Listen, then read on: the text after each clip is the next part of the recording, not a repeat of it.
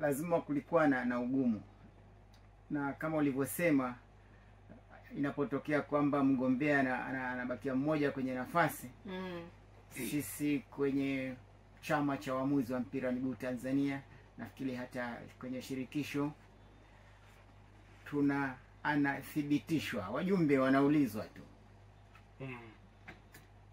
yuko peke yake, wanaosema ndio aendelee, apite, na wanajibu, na atakaposema wanaosema hapana, wanajibu. Sasa ndio zikiwa nyingi, basi ndio anakuwa amepita, inakwenda namna hiyo. Lakini ilikuwa ngumu kwa sababu tangu mwanzo, hata wakati nachukua fomu, mimi sikufahamu kama naweza kwa peke yangu. Nimekuwa mwamuzi wa siku nyingi, lakini nao wenzangu ambao wazee wenzangu, kutoka na umbali, nilifikiri pia wanaweza kugombea, lakini walipoona nimechukua fomu, mimi nilikuwa makamu mwenyekiti actually. Kwa hiyo walipoona nimechukua, wengine walinipigia simu wakaniambia, madam umeshachukua, hatuna haja ya kushindana na wewe bwana, endelea na tutakuunga mkono. Na kweli mpaka mwisho nilijikuta niko peke yangu. Unadhani kitu gani hasa ambacho binafsi unacho kiliwasababisha wao kuona kwamba ndugu yetu kachukua fomu, tumwache abaki kwenye hii nafasi, apite peke yake? Inaweza kuwa ni mahusiano mazuri na waamuzi wenzangu, maana hata wakati tunachezesha sisi tulikuwa na ushirikiano mkubwa sana. Mimi niliingia FIFA mwaka 1997, ndio nilifanya olimpiadi ya kimataifa. Tangu hapo nikapata hiyo nafasi na nimetumikia kwa miaka 10.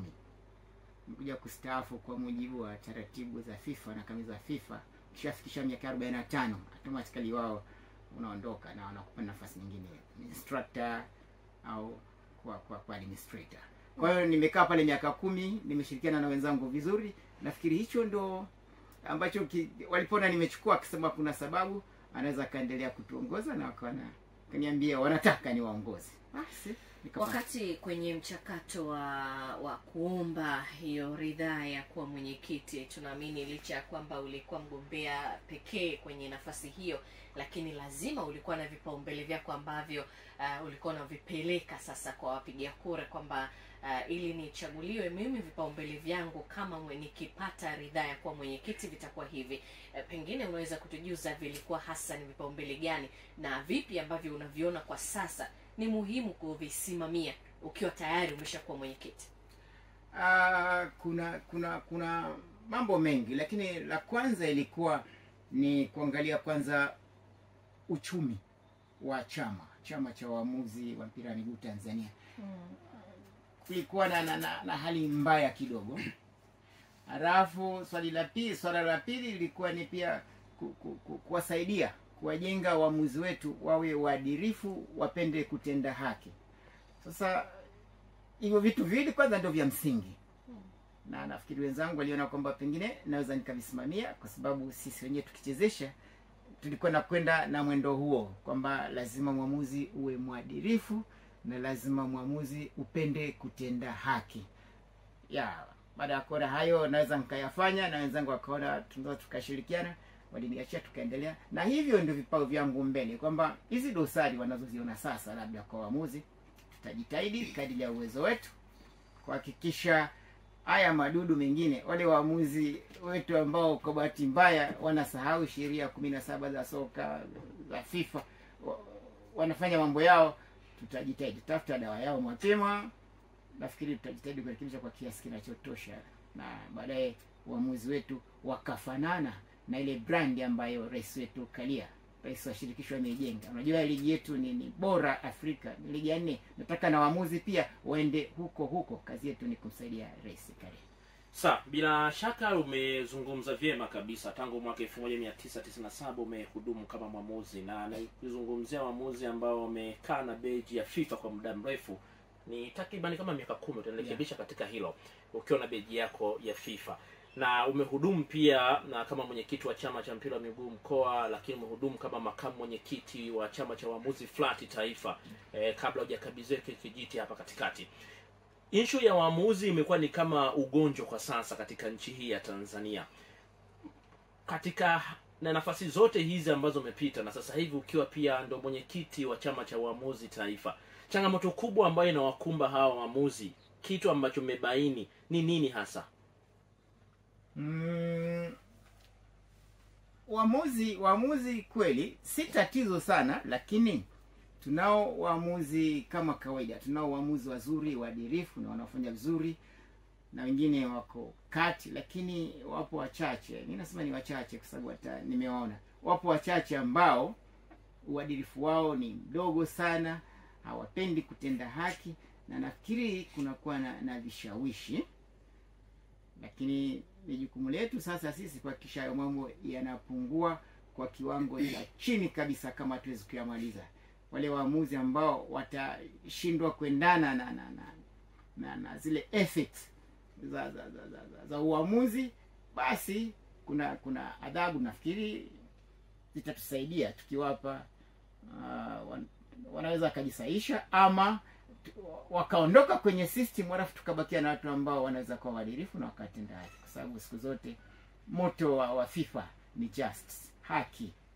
Yaani ndio kitu cha kwanza kabisa. Mwamuzi asiyependa kutenda haki, kwa kweli kosa hilo ni kubwa. Akosee kwa bahati mbaya, lakini kwa maamuzi yake mwenyewe anafanya anavyotaka, maamuzi wa namna hiyo lazima apate adhabu kubwa tu. Kama sio kushushwa daraja, basi anapumzishwa kwa muda mrefu, ajifunze mpaka atakapotazama kwamba amejirekebisha, arejee tena. Lakini haki ndio kitu cha msingi na ambacho FIFA siku zote wanaasisitiza. Swali la kizushi, katika hiyo miaka zaidi ya 10 ambayo umehudumu kwenye masuala ya uamuzi, kipi hasa kinakuaga kigumu kwa muamuzi kati ya ushawishi? Ukisema vishawishi maana yake tunaenda kwenye masuala ya rushwa, kwenye masuala ya michezo, rushwa na michezo, kati ya rushwa na na hali ile ya mapenzi unazi wa timu fulani ambayo inacheza. Kipi kinakuaga kigumu kati ya hivyo viwili katika kuhakikisha unasimamia misingi yako kama muamuzi? Unasema mapenzi, unazi, lakini pia rushwa. Mimi nasema hivi, kwanza muamuzi mzuri, nikwambie tu, muamuzi kama binadamu. Kwa mfano sasa hivi Tanzania tuna timu mbili kubwa, tuna Azam, tuna Simba, tuna Yanga, na nyingine nyingi. Hizo ni 3. Inatokea kama binadamu, kila muamuzi kuna timu inakuwa kama iko karibu yake zaidi, kwa sababu anazijua mwenyewe, yaani anaipenda tuseme. Lakini muamuzi mzuri anapokuwa kiwanjani, kwa kweli lengo lake inakuwa ni kutenda haki, na hata anapoipenda labda kwa sababu anazijua mwenyewe Simba zaidi kuliko Yanga, anapokuwa amepangiwa mchezo wa Simba na Yanga, lazima kwanza kabla hajaenda muombe Mungu, amuongoze, amuangazie, aone vizuri matukio na ayamue sawa sawa. Sana kwa sababu ya upenzi wake tusema ingeshinda Simba ningefurahi, lakini kiwanjani, anapokuwa kiwanjani lazima aombe. Na ndivyo tulikuwa tunafanya, tunamuomba Mungu kabisa, Bwana niangazie, nisifanye kosa, isinipite foul, isinipite tukio, na niamue sawa. Kwa hiyo kwa vile kwenye tasnia ya habari, kwa mfano nikikuleta kwenye tasnia yetu sisi ya habari, kuna namna fulani hivi, kuna baadhi ya mazingira yanatuzuia kuwa shabiki. Inawezekana kwenye mpira, kwenye siasa, lakini pia kwenye masuala ya dini. Inapokuwa hiyo hali sasa, una unazi ndani yako, yani ndani una huo unazi, na ndio upo pale uwanjani. Tumeona kumekuwa kuna matukio ambayo yanajitokeza uwanjani, tunayashuhudia hasa katika siku za hivi karibuni, kama ya mfululizo fulani, kiasi cha kufanya mashabiki wanakuwa wanajua kabisa akichezesha chaula ni wa timu fulani. Kwenye masuala ya uamuzi kuna viapo ambavyo pengine huwa mnaambiwa, unaapishwa kukana kama ni wewe ni shabiki wa timu fulani, kama ambavyo sisi kwenye tasnia ya habari natakiwa nikane hata kama niko kwenye upande fulani. Kwenye uamuzi mambo hayo hayapo, wala hakuna kuapa. Na kwanza ili swala la kuipenda timu moja zaidi kuliko nyingine bado inakuwa ni siri yake mwenyewe. Tunasema hivi kwa sababu inawezekana referee mmoja ndugu zake ndio wanachezea hiyo timu, au baba yake ni kiongozi wa timu na bado akawa referee. Ndio maana anasema anaweza kuwa anaonekana kwa karibu na timu moja kuliko ile nyingine, lakini bado yeye kama mwamuzi, na akitaka kuwa mwamuzi mzuri bado atasimamia haki, kutenda haki, kwa sababu mtoto wako akifanya kosa, hata ukiwa hakimu, ukipewa hukumu, kuna taratibu zinakuongoza, lazima ufuate zilivyo, ufanye hivyo. Kwa hiyo ile swala la kuwa karibu na timu na unazi haiwezi kuathiri sana kama mwamuzi ana akili timamu na anajua anachokifanya na anathamini kazi yake. Pia katika hili pamekuwepo na haya matukio ya kujirudia rudia kwa waamuzi na kufungiwa. Natolea mfano, jana tumetoka taarifa kutoka bodi ya ligi, unaona pia Lisasini moja ya maamuzi ambaye amefungiwa miezi 6. Lakini msimu wa mwaka jana katika wale waamuzi 19 jina lake pia lilikuwemo katika wale waamuzi ambao walifungiwa, bila shaka kama sipoteza kumbukumbu yangu. Hii kujirudia rudia kwa hawa waamuzi ambao wanafungiwa katika matukio haya ya kushinda kung'amua zile kanuni 17 za mpira wa miguu, kwa upande wenu kama flati, na bila shaka huwa mnafanya maandalizi, mnaita copa test bila shaka kabla ya kwenda kuanza kwa mchezo, yapi huwa mnayazungumza na huwa mnawatengeneza nini hawa waamuzi kama wanarudi kwenye haya matukio ya kujirudia rudia? Kwanza kabla ya msimu wa ligi kuanza, kunakuwa na semina ya waamuzi, nachukua takriban siku 5 mpaka 7. Halafu kunakuwa na kucheki utimamu wa mwili, inaitwa physical fitness test unafanya. Kwa hiyo waamuzi wanakumbushwa, wanapitia sheria zote, maadili yote, ili waende wakatende vyema. Sasa inatokea akiwa kiwanjani wakati mwingine anafanya makosa. Sasa kuna makosa ya aina mbili. Kuna kosa ambalo ni la bahati mbaya, watu wengi wanakataa. Kuna kosa la kibinadamu, kuna bahati mbaya, lakini yapo kuna makosa ambayo ni ya kibinadamu, ni ya bahati mbaya, na kuna makosa ya makusudi. Sasa waamuzi wetu anaweza akafanya kosa likaigharimu timu ama likaharibu matokeo halisi ya mchezo, lakini amelifanya kwa bahati mbaya. Sasa ataadhibiwa, lakini adhabu yake pia inatazamwa, kwa sababu mazingira lipotokea ile kosa inakuwa hakufanya kwa makusudi. Sasa wale wanaofanya kwa makusudi ndio radha yake inakuwa mbaya zaidi na adhabu zinakuwa kubwa zaidi. So Elisasi umeniambia alisimamishwa, alipewa adhabu wakati fulani huko nyuma, alafu baadaye tena safari amepewa kwa sababu ya kutomudu mchezo. Sasa wanaotoa adhabu wanatazama kwa nini ameshindwa kumudu mchezo, yale makosa aliyofanya yalisababishwa na nini. Na wakati mwingine waamuzi wanaitwa kama match commissioner, wanaitwa kufafanua ili sababu hasa iliyomfanya mwamuzi akosee au atende yale makosa, alafu anampa adhabu. Kwa hiyo mimi siwezi kushangaa mwamuzi anapopata adhabu. Anaweza akapata adhabu kwa vyanzo vya namna hiyo, kwamba ilikuwa bahati mbaya, walimscreen wachezaji, hakuona vizuri, alafu na anatakiwa kuamua likawa ndivyo sivyo, ikawa kosa. Sasa ni jambo moja, lakini ile la kwamba mtu anaona kabisa lile ni kosa na sheria tumewafundisha, amesoma, alafu kwa makusudi yake, kwa mapenzi yake anafanya atakavyo, basi na hao wanafungiwa miezi mingi zaidi au adhabu inakuwa kubwa zaidi. Kwa hiyo tuna vitu kama vya namna hiyo, na tunafikiri haviwezi kuisha kabisa, vitaendelea, kwa sababu kukosea kwa njia ya kibinadamu, kila binadamu anakosea, lakini wale wa makusudi basi hao ndo tutawapunguza sana nafikiri. Sawa, mpe pia nafasi Diego hapo. Mwalimu, matukio haya yamekuwa ni mengi, na ukichukua kwamba Tanzania inaenda kwa host ya mashindano makubwa. Kuna mashindano ya CHAN na kuna mashindano ya AFCON, na uti wa mgongo ni flati. Mpaka sasa hivi kuna waamuzi wangapi ambao wameshakidhi vigezo vya kuweza kuchezesha mashindano? Uamuzi wote tulionao wa kimataifa wanaweza kuchezesha, kwa sababu kuwa kwenye FIFA panel, kuwa mwamuzi wa kimataifa, maana yake mechi zote za kimataifa unaweza ukachezesha. Ingawaje sasa kutegemeana na level ya mashindano na ugumu wa michezo, basi tunaangalia wale waamuzi wenye uwezo mkubwa zaidi au wazuri zaidi, na hata kwenye physical fitness test tunakuwa nao, kwa tunawapanga kwenye madaraja haya. Sasa mimi nasema waamuzi wetu wote wa kimataifa wanaweza kachezesha, lakini nafikiri mmekushaona kama ni wafuatiliaji wazuri, yuko bwana Ahmed Arajiga, ni mwamuzi mzuri kabisa, nafikiri ameshakubalika mpaka na FIFA na CAF, na anapata direct appointment. Unajua kuna vitu vile, kuna country appointment na direct appointment.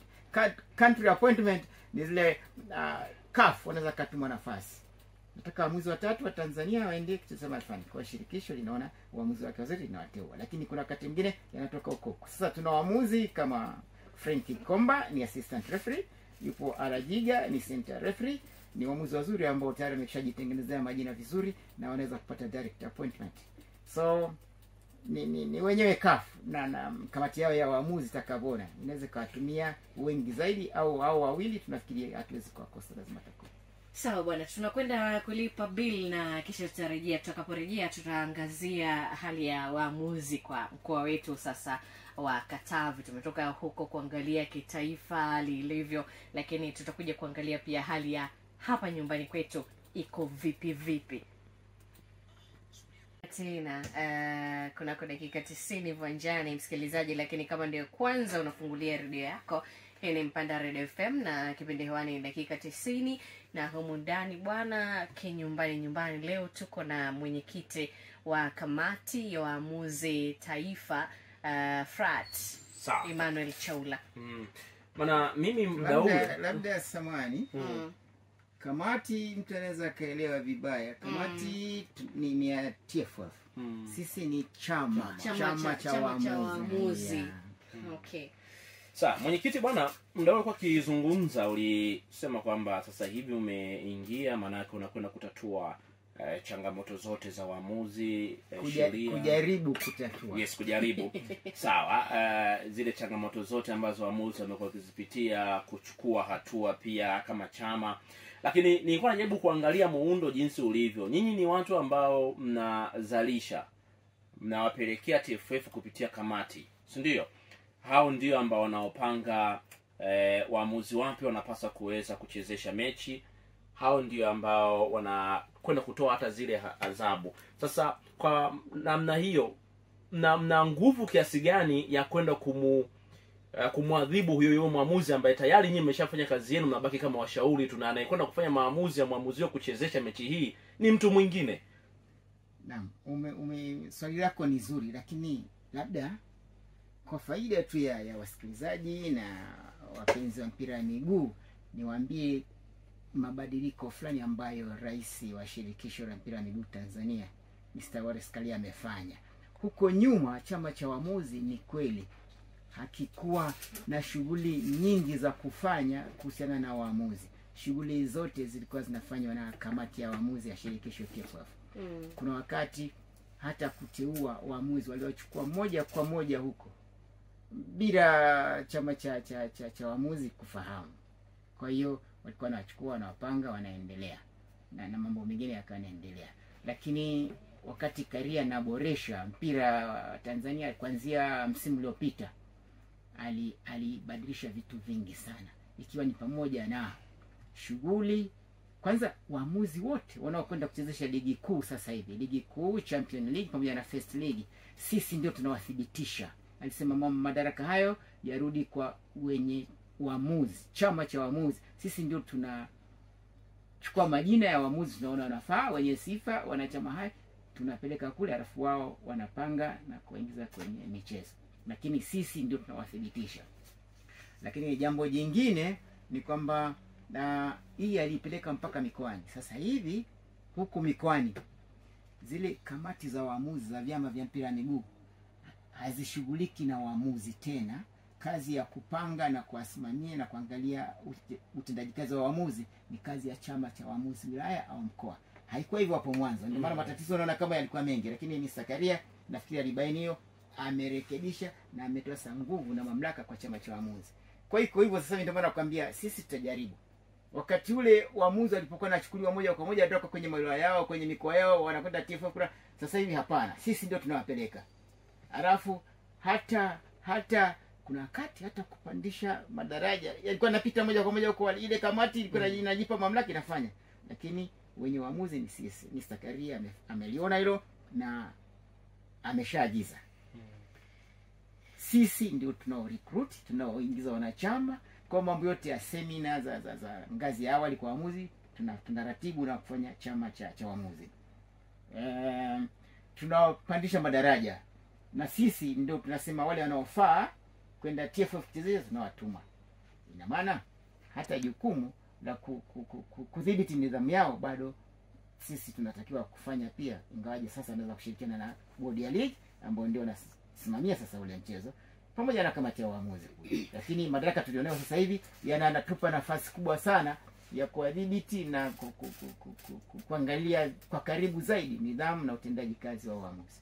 Sawa. Mimi ni swali langu la mwisho, sitauliza tena mara baada ya hili swali. Mwenyekiti, natamani uniambie sasa, tunafahamu kuna changamoto ambazo zipo zinawakumba waamuzi hasa kwenye masuala mazima maslahi. Hii licha huwa halijai kuzungumzwa, huwa linafumbwa sana kwenye maslahi. Yes. Lakini mbali na hapo kuna hili ambao wapo waamuzi ni special kwa ajili ya kuchezesha mechi za Simba, tunaona wanajirudia. Sasa hivi ndio umesema hapa mmepewa lungu nyinyi la kwenda kuamua kwa nafasi kubwa zaidi haya maamuzi ambayo mwanzo kunafanywa na kamati ya waamuzi. Yapi ambayo mnakwenda kuboresha kwa waamuzi? Hili maana yake tunaizungumzia changamoto ya waamuzi kwa asilimia kubwa.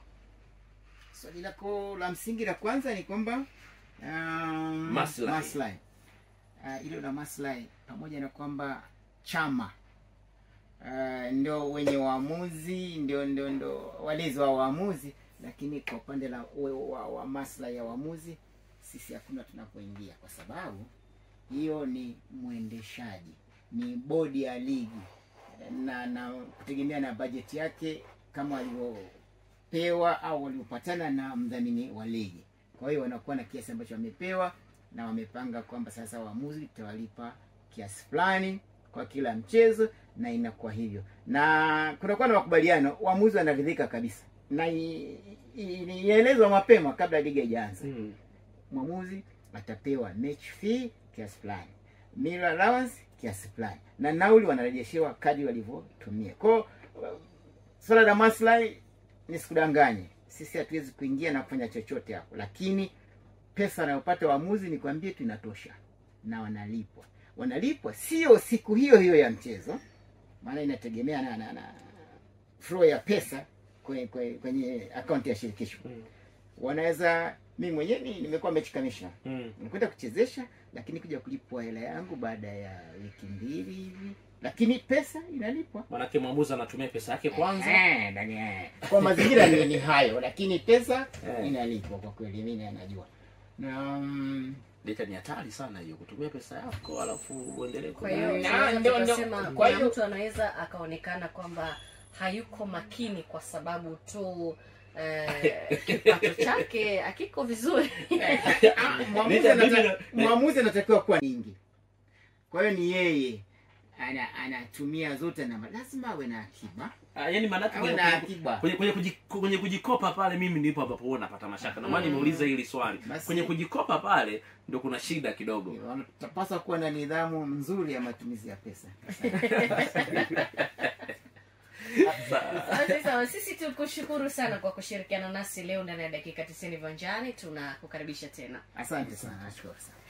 Sawa bwana msikilizaji, hivyo ndivyo ambavyo tunatamatisha ngwe yetu hii ambayo tulikuwa tukizungumza na mwenyekiti wa chama cha waamuzi taifa Emmanuel Chaula, ambaye tumepigana historia nyingi hivi, lakini kutokana na wakati na ratiba zake na nini tumeishia naye hapo, lakini tunaendelea kujuza taarifa nyinginezo za kitaifa. Diego vipi? Natamani sana msingi, msingi mtaji. Nataka uelewe kwamba msingi ni mtaji. Anakuuliza mimi swali tena? Hapana, top scorer ninapenda uwe referee. Kwa nini? Unaona unajikopa. Mafao yapo. Yaani kwenye mimi nimeuliza hilo ili mjue kwamba muda mwingine kumbe watu wanajikopa wale. Sasa unajikuta mtu atoka Katavi ana mechi Lindi.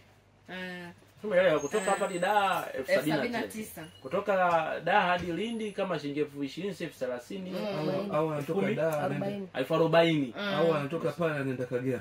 Anatokea Dar anaenda Kagera. Tuseme tu kutoka hapa hadi Lindi. Maana kutoka Dar hadi Lindi 40,000. Kwa ukipiga hesabu hapo ni kama kuna 100,000 na kidogo. Bado hapo manake loji kuna na kurudi manake kama una 300 umeteketeza. Umejipanga. Na ndio hapo hapo unafika hapo unaambiwa kandarasi tu. Unabidi usafiri kwenda Tanga. Yaani unafika hapo unaambiwa utakiwa uende Tanga. Kutoka Tanga unatakiwa urudi wapi? Uende Kagera. Kwa hiyo msingi mtaji shikilia ni tu hivyo. Lakini na ndio hicho. Mtaji jogo unaisha. Unakopa kila siku. Duka linakwisha. Lakini si kama wiki 2 hivi 3 unakuwa ushapata maokoto yako. Na matokeo yake sasa ndio kuna wale wakubwa wale wanapopitia mlango wa nyuma. Maana kuingia kwenye tamaa, kuingia kwenye tamani rahisi kwa sababu hizi zinakuja. Dar es Salaam ilikuwa tufanye ulikuwa na 200,000 yako mfukoni. Mpaka umefika Dar es Salaam umebaki na 100,000 kako pale na unategemea lodge, unategemea chakula, alafu muda huo mzee anakuja anakwambia kuna mpunga hapa. Kuna moja hivi wanakuambia hebu tupe namba ya simu. Unashangaa tu mwamalo umesema. Au unaweza shangaa hata namba yako hawana. Unaanza kwanza mwamalo unaangalia. Mbona kuna kama 3 hivi. Alafu unaanza kuwaza ni nani huko katika nyakati hizi ngumu hiyo kuniokoa. Baadaye unapokea simu bwana, umeona huo mzigo? Bwana mimi fulani bwana ndio hivyo. Sio mimi fulani bwana ndio hivyo bwana, utakunywa maji. Alafu mtu aongei sana. Angapo na kauli alizungumza hapa mwenyekiti. Akasema inabidi upige magoti uombe sana kwa Mungu. Muombe Mungu hebu niongoze. Hebu niongoze wapi kikombe kinachokutana nacho. Ili uwe wa kwanza kupata taarifa zetu, usisahau kusubscribe, kulike na kushare.